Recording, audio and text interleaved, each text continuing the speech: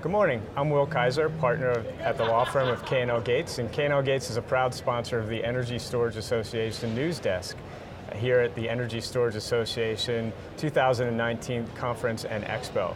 As a result of our sponsorship, we get the opportunity to sit down with some great people, and this morning I have the distinct pleasure of sitting down with Jeff Goldner, President of Arizona Public Service. Good morning, Jeff. Morning, Will.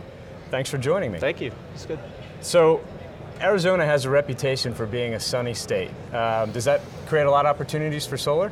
It sure does. I mean, and you see it today. So if you go outside today, what you see is bright sunshine. We see a lot of that, over 300 sunny days a year. And really, it's solar that's driving a lot of the investments that we're making in batteries. And so we've got a really rich solar portfolio here. We're number 5 in the nation in total solar deployed, and we're number 4 in the nation in total rooftop solar deployed.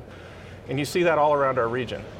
And so that solar is different than other renewables. It's pretty predictable in its shape, and so we see it come on in the morning, and we see it come off in the afternoon.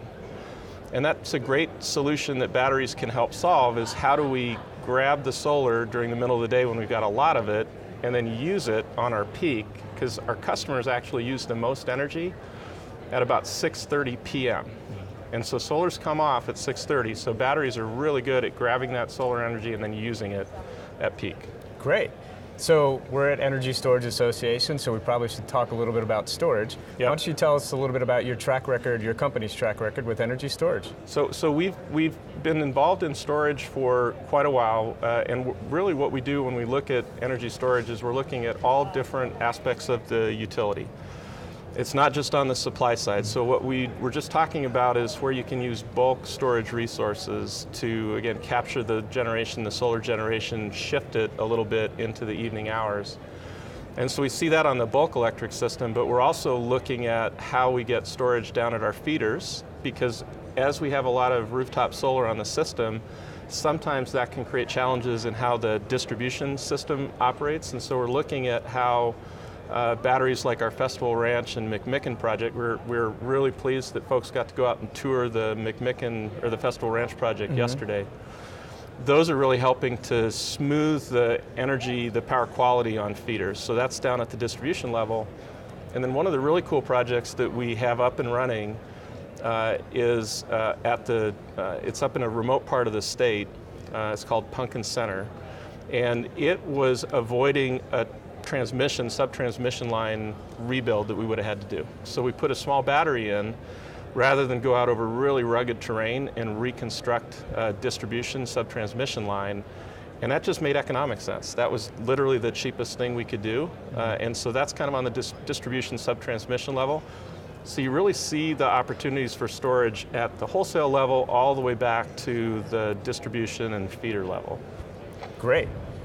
Can you talk a little bit more? It sounds like you are doing some things with solar plus storage. Can you talk a little bit more about what the benefits that storage provides to solar? Yeah. So what we've got is we have a number of utility scale solar plants on our system, and what we were doing with each of them is just they would produce solar during the middle of the day. We would use it. We would lower the other power plants, right, to use that solar energy.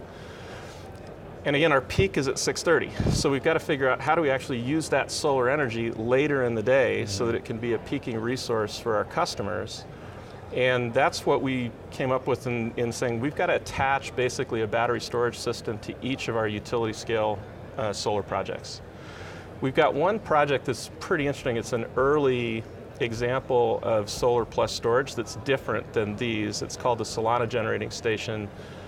Constructed by Abengoa. We're the off-taker of that project, and it actually used concentrated solar and then stored the energy in molten salt.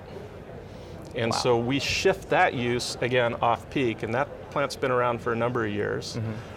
This is now really moving that from these concentrating solar plants into using battery systems with solar photovoltaic plants to get the same result. So now we're using those batteries to shift that off to the peak hours where it's more valuable, more useful for customers. And most importantly, it means that we don't necessarily have to curtail solar. If we have too much solar on the system in the Southwest, one of the things that you see is solar gets curtailed. Once you reduce all the thermal plants as far as you can go, If you can't reduce it anymore and nobody else is there to take it, you have to curtail the solar. This will help us avoid curtailing the solar and actually using it as much as we can. Wow, that's pretty impressive. So I understand from the press that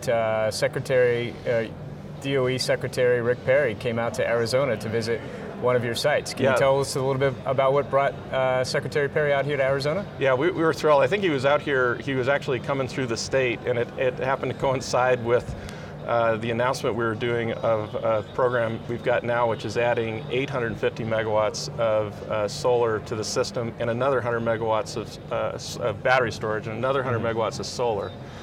950 megawatts of new resources, and we were rolling that announcement out, and Secretary Perry was coming out at around the same time, so we were able to get him out to Festival Ranch to one of the existing batteries. Wow. And I think we're really pleased that he was able to come out there pretty much coinciding with our announcement. And it was good because you could tell from his comments, and we had a lot of folks that were out at that event, and you could tell from his comments that he's really, I think, a fan of using this technology and embracing storage and seeing how we're going to be able to use that in the energy system of the future. Great. Yeah, storage is the future for a lot of different things. It's pretty exciting.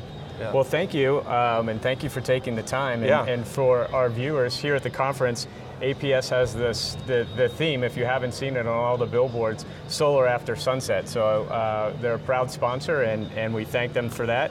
And stop by their booth and visit them. I'll mention one other thing. So Yeah. I've got, I was going to say I'm going to go for a juice here, and this is not the juice you'd think of, but this is, check out the juice bar, and there's juice bars around the convention. This is an Arizona-based startup company that's really showing the cool applications of solar all the way from, again, that grid system down to the last mile, and what they're looking at is that last mile.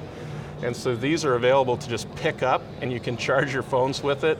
Wow, that's pretty And then cool. either give it to somebody else, QR code on the back, give it to somebody else, pay for it and keep it, drop it off at another juice bar. And so we're kind of seeing some cool applications, and it's really what we like to see is that technology and the business of how you engage in solar change. So again, check a juice bar out. Absolutely, yeah. If you haven't had a chance, please wander around the expo. There's some really cool technology floating around here. So, well, thank you very much, Jeff. I appreciate you taking the time, and I know you got to get to your keynote panel, great. so thanks a lot, and thank you.